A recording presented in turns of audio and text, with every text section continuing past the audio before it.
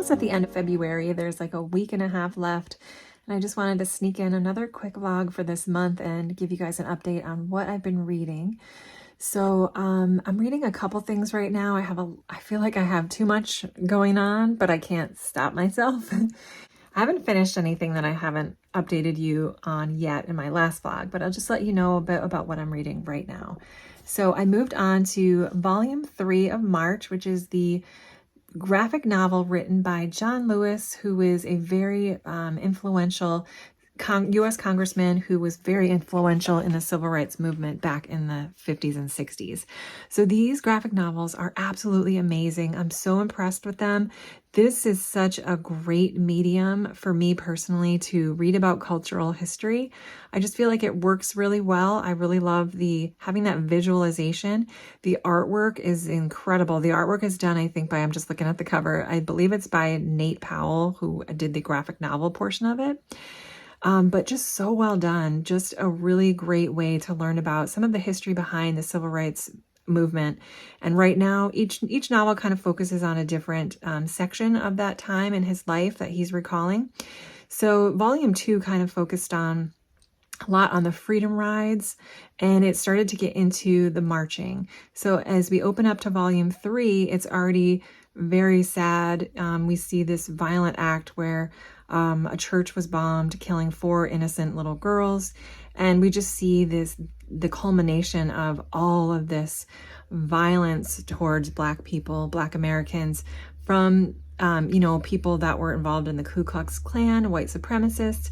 It's just really awful. It is so awful, and I feel like we're not taught about this as much as we should be in school. I don't remember really learning about the civil rights. I mean, I was in high school back in the 90s, so maybe it's a little better now, but I mean, this is such I wish they would have kids read this in high school, because I think it's just a really great way to learn about that time in history. So I've been working my way through those novels and really enjoying them, highly recommend them. So let's see, I guess I'll move on to audiobooks. I am trying to reread the Outlander series. Originally, I read these books up to the 4th book, so I finished the 4th book, but I haven't read them in a really long time. I want to keep going with them so I can get caught up, but reading them is very tedious for me. I'm not able to devote a lot of time to physical book reading, so I decided to listen to this on audio. I listened to Outlander a few months ago, and now I started on the Dragonfly and Amber, which is the 2nd book. So these books are really great. I really love the story. I already know the story, but it's just fun to listen to the audio because I really like the audio narrator. She does such a great job depicting Claire, I feel like, and Jamie. The way she portrays one of the characters, Roger Wakefield, though, who is heavy in the first part of this book, I'm not loving him as much because he sounds she does his voice almost exactly like the main villain or antagonist in the first volume, which was Captain Jack Randall. So every time she does Roger's voice, even though Roger's like a good guy and he's great, I keep hearing Jack Randall. The good thing, though, is that Roger does divert back to his Scottish accent at times, so then it just sounds much better. So that would be my only thing. So that's the 2nd book in a series, so I can't really say much about it. Unless you've read these books, you kind of know that the plots are really heavily interwoven. You can't really read these as standalones, but I am enjoying it nonetheless. The other audiobook I'm listening to right now is called A Flicker in the Dark by Stacy Willingham, and I found this just by looking at the older Goodreads Choice Awards lists, and this one, I think it won either 2019 or 2020, so it was a few years ago. It's a serial killer thriller, and so far it's pretty good. I'm about 75% of the way through it. I am getting through this really quickly. It's very fast paced. I haven't noticed a ton of pacing issues, and I am just ultimately really, really impressed by the writing. I think this is her very first novel, so it's a debut novel, and I think the writing is phenomenal, absolutely phenomenal. In terms of originality, I don't know if it's too different from some of the other thrillers that I've read, the other serial killer thrillers that I've read. The trope is basically like a series of murders occurred 20 years ago, and now that we're at the 20th anniversary, the same type of murder is happening, and we're trying to figure out if this is a copycat murderer or if they just didn't get the correct person the first time around. So the story focuses on this woman named Chloe, who is a medical psychologist, and back when she was 12 years old, their town experienced the disappearance and murder of 6 teenage girls. So this, I'm not giving away any spoilers, but because it's told right in the beginning, but her father ended up being tried and convicted for these murders. So she is left with a lot of post-trauma. She is extremely scared and distrustful of men, and she has difficulty holding on to relationships because of what happened and the fact her father was the one that killed these young girls.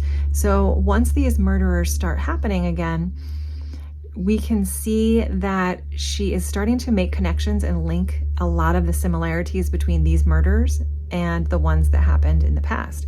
So she can't help herself, and she starts sort of doing her own investigation, but she's ending up in the wrong places at the wrong times. We have a handful of characters which we know could be it.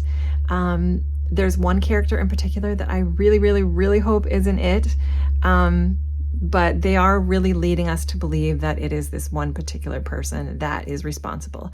And at this point in the book, it's just moving so quickly that I am kind of at the edge of my seat and wondering where Chloe is now and what she's gotten herself into, how she can possibly get herself out of this situation, and how she can get the police on the right track, because they're not distrustful of her. They think she's crazy. They think that she's in over her head and she keeps being in the wrong place at the wrong time. So it's kind of that sort of suspensefulness. Again, we have an idea. About halfway through the book, they really heavily want us to believe it's this one person. There's a lot of evidence towards them, and I hope it is them. I don't want it to be a different person, because that would just make me sad. But anyway, again, the writing is phenomenal. If you like mystery thrillers, this is really good. If I had one criticism, and this could be just because I'm listening to it on audio, so maybe I'm not fully connecting with the audio narrator, but I just don't have a lot of emotional investment within the main character, Chloe. There's really not a ton to her personality that I'm like want her to succeed. That sounds really bad, but you know what I mean? I definitely want her to be right, but I'm not fully connecting with the character. There's things about her that are not very likable, but I just feel like her personality is really bland, and it'd be interesting to see when I finish the book if she has a lot of like growth within the book, or how she ends up. So I'll be interested in finding that out, but it's really entertaining. I do really like it so far. So that's what I'm reading on audio. So lastly, I'll just tell you a couple of the remaining books I'm reading, either ebook wise or physically. So I am still working my way through Once There Was a War by John Steinbeck. I've been doing some tabbing and annotating in this, and this I'm also really liking. It's more of a slow read for me. There's not a long running plot going on. So it's a nonfiction book written by John Steinbeck, who worked as a war correspondent for the New York Herald back during World War II. And he was sent along with these troops to the battlefields and to all these different countries to kind of document what it was like for them and document the human experience. So he doesn't write really in depth about the particular battles, but he writes about the emotions and the feelings of the troops surrounding him and this setting, this very intimate setting of what it was really like to be there. So it's really good. I really am liking. I love the writing. I really like his writing. And this is, I think, it's not my first John Steinbeck. I know I read The Grapes of Wrath when I was younger in school, maybe, which I don't remember. But yeah, so I am enjoying this, and I just need to sit down and kind of get through this for sure. So after I finish March by John Lewis, this will be my next priority to get through. So about a year ago, I decided I wanted to try to read all of the greatest books of all times, which is a specific website that has a list of the greatest books of all times. And right now I have this one particular book on hold because it's really long, and I wanted to get through a couple of other things. But a different book on the list somewhere in the middle is the Bible. And the Bible is another one of those books that is really, really long. And I know that it's not something that I can sit down and read quickly. So I decided to just start reading this last year to try to get through it so I can mark that off of my list. But all the other books, I'm just going to go in order from 100 up to number 1. So, oops, I'm holding it upside down. So I did start the Bible back in January of 2022, and I did read it pretty consistently throughout the year up until about the fall when I kind of lost momentum a bit. So I did pick this back up, and I am trying to read a little bit each day. I'm using a reading plan which goes through the Bible chronologically, and that is by a podcast called The Bible Recap. So it comes with a whole year-long reading plan. Before I was trying to double up and read multiple days at once, but I was getting a little burnt out from that. So now I'm just reading one little section a day, and I'm really hoping to finish this hopefully by the summer. You can kind of see where I am there. So I'm not going to really say much about that, but it is something that I've been picking up every day to try to get through that. Then I am also picking my way through my nonfiction book called Stamped from the Beginning by Ibram X. Kendi, and this is a reread for me. I read this back as audio in 2020. I loved it, and then I picked up a copy of it, and each month during February, I just kind of try to go through it again. This time I started back from the beginning, and I'm just doing annotations and tabs just for fun, but I am learning so much. This is an incredible nonfiction cultural history about the definitive history of racist ideas in America. So again, I really recommend this. It's so readable. It's really easy to read. It's extremely informative, and I am learning so much. It's hard to read, of course, as is March, but it's really important for me, I feel, just to keep learning about this time. So I've just been enjoying working my way back through that. So that's just my quick reading update for now. I hope you guys are doing well, and I'll check back in soon.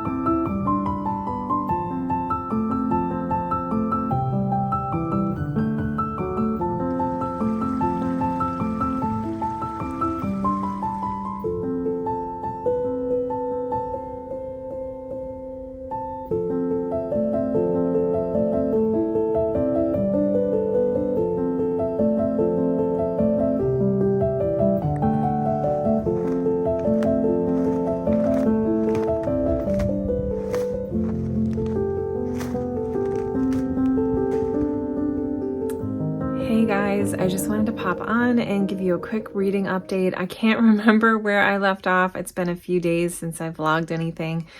And then I also finished Kindred by Octavia Butler, which I absolutely loved. I thought that was a really, really good book. I was engaged with the story the whole time. I love how it ended. I felt like it was such a good ending for our main character, Dana.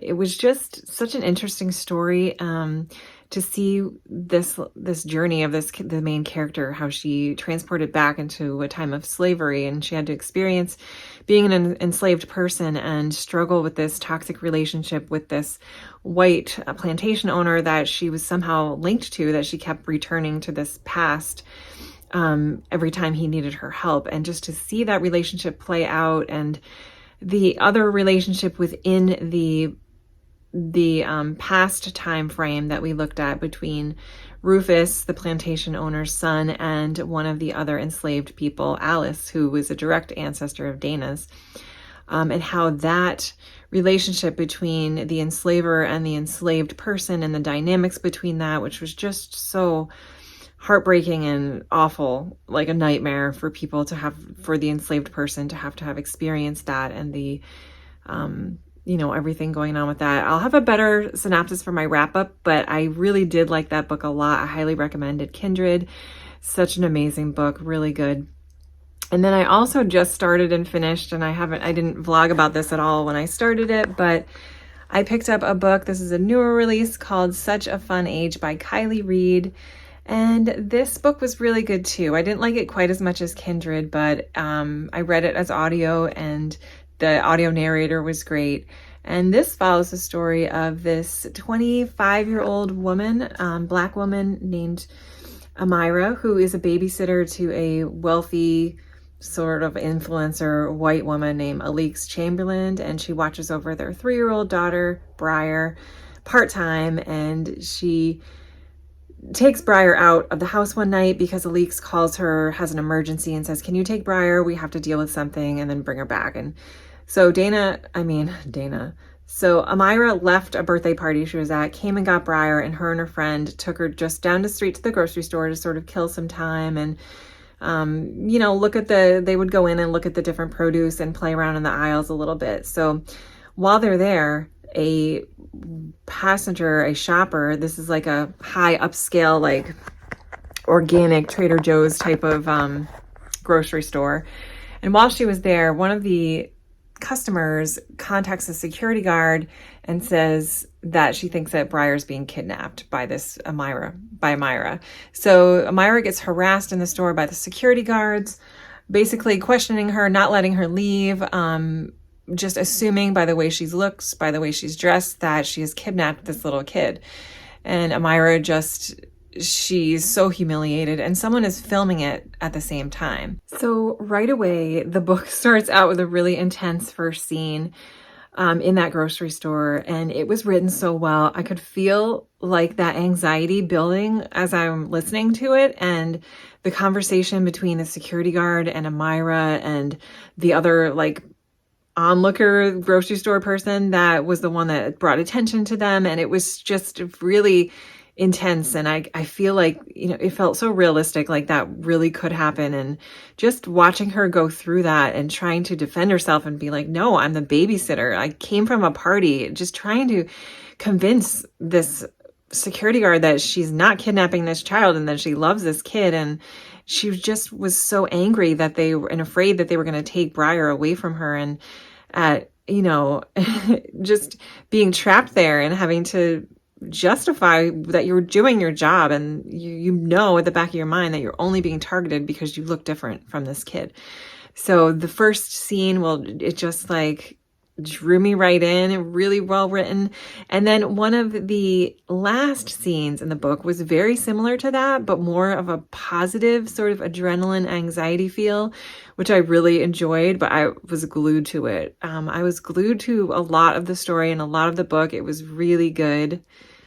So it kind of follows a dual perspective. So we have Amira's story, how she's telling it, and then we have Alix Chamberlain's story, who's the mom of Briar, this affluent white influencer who's hired Amira as her part-time babysitter. So we kind of get a glimpse into some past events that have happened with Alix and sort of something that she went through in high school that had to do, it was ultimately linked to race.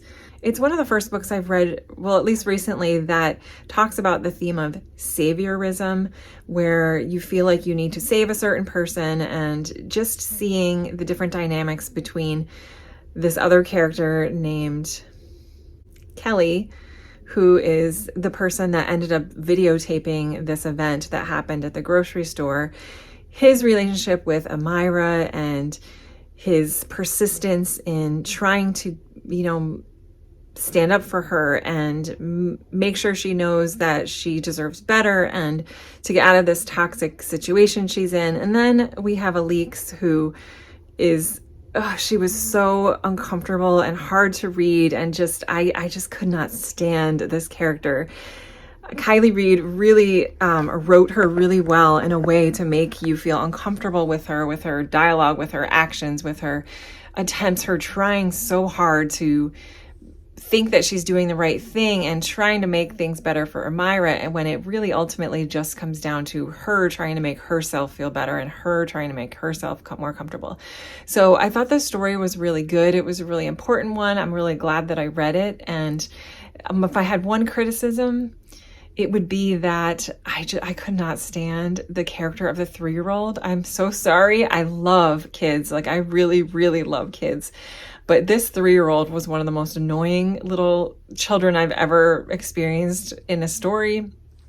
I thought she was unrealistic, a lot of the dialogue. I have 3-year-old nieces that I'm around all the time, and some of the complex thoughts, I don't think they would ever think that way.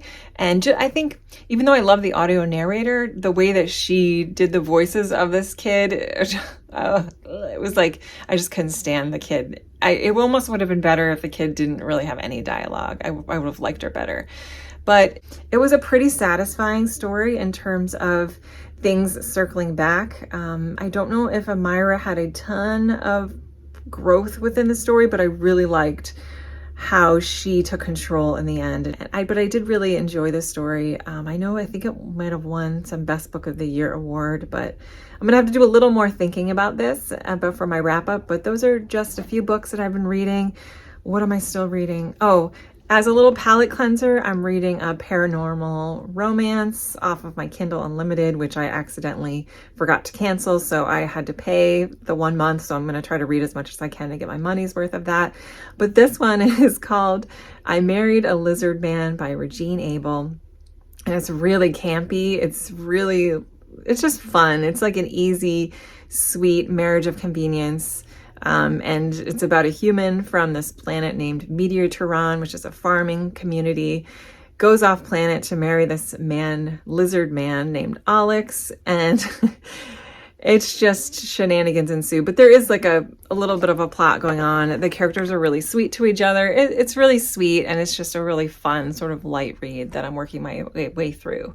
So going forward, I'm going to keep going with the John Lewis civil rights graphic novel book. So I'm going to do book 2. And then I think I need to start on my book club book, which is There Once Was a War by John Steinbeck.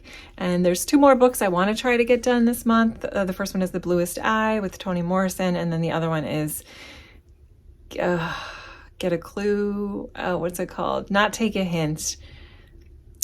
Get a Clue, Chloe Brown, or something like that. But it's good. It's supposed to be a really good romance book. So we'll see if I get to those. Hopefully I will, but just wanted to do a quick check-in. Hope you guys are having a good time reading this month so far. Now I have to go back to work.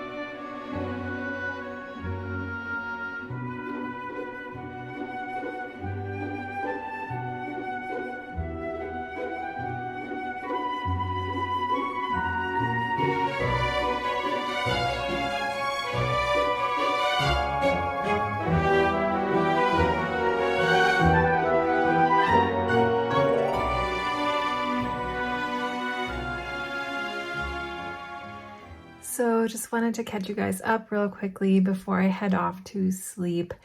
And we just got another huge snowstorm a couple days ago. This one had a lot of ice to it, so even though it's really, really pretty, it was pretty dangerous driving conditions. Luckily, I didn't have to go anywhere, but I always feel so bad for the people that have to drive back and forth to work or get stuck out on the roads.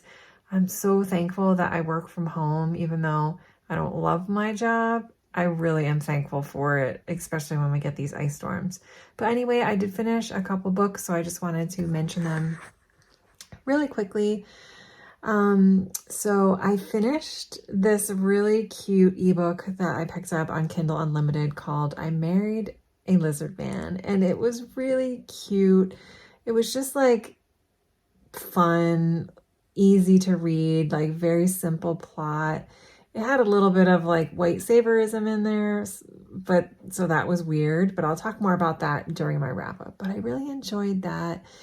It follows this woman named Susan and this lizard man named Alex, and it's a marriage of convenience, but they fall in love and they're really sweet to each other, and Susan helps solve this problem that they've been having with their land and their resources. So it was just very, very sweet, super campy, really like over the top and campy. That's, I think, why I liked it. It was just, yeah, I don't know, it was just really fun. So I read that.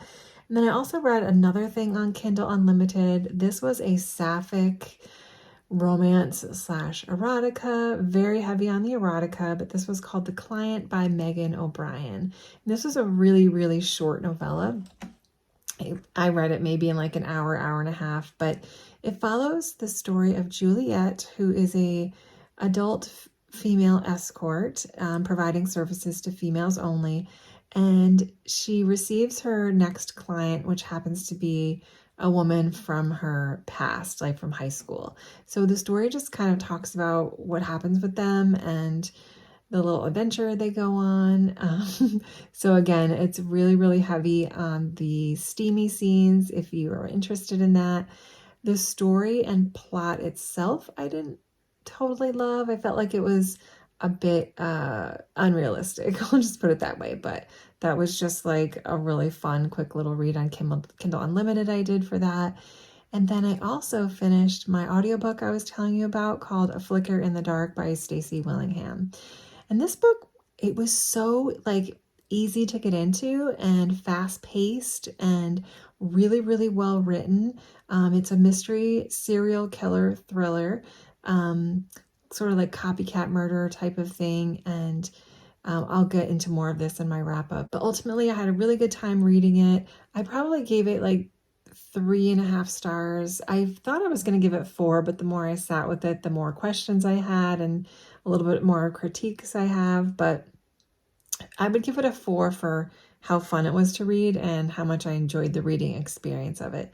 This was a first-time debut novel, and I think that the author did a really, really good job in that aspect. So I'll go into more details about that. And then other than the books I just told you about previously, I also started a new audiobook, which is Michelle Obama's memoir called Becoming. And this is really good. It's narrated by Michelle Obama herself. Sorry, my screensaver. And I cannot get over what a well-written memoir this is so far. I just didn't realize she was so talented. I mean, she has such an interesting life. I've always loved her as a person. And so it's been really interesting reading her memoir. And the beginning half, I'm probably maybe like almost halfway through it. But it's really personal, and she really goes into a lot of detail about her early life and her family and how she met Barack and their relationship. And it's just so interesting. She's such a great, wonderful narrator. She narrates with such character. She has such a pleasing voice. And again, the writing, I just can't get over. It's just so nicely written. I'm really enjoying her writing style. So those are the updates for now, and I think I'm going to sign out of this vlog for now. It's been just a busy month filled with snow and more more snow, but absolutely fantastic books. I think I got to about 9 or 10 books this month, which is a lot for me, and I was really excited to be able to read so many wonderful things, which I will go through shortly in my wrap up. But thank you guys so much. I hope you guys enjoyed the vlog, and I will see you in my next video. And thank you for the few of you that have been leaving the just most nicest, sweetest comments. I really appreciate it. It's really touching, and I'm so glad you're enjoying the videos. But thank you guys so much, and I will see you soon.